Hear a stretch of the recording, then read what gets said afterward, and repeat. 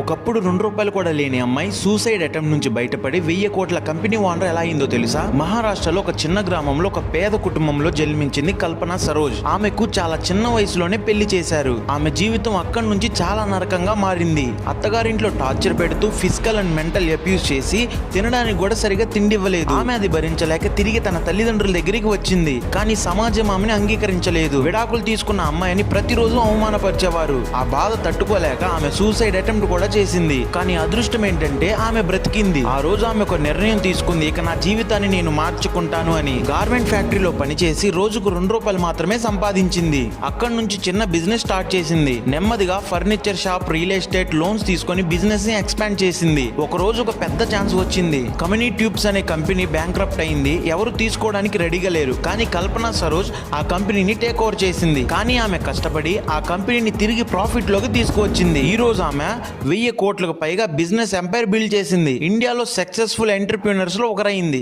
ఒక అమ్మాయి అవమానాలు, బాధలు, పోవర్టీ అన్నిటిని దాటి తన లైఫ్ ని తానే మార్చుకుంది.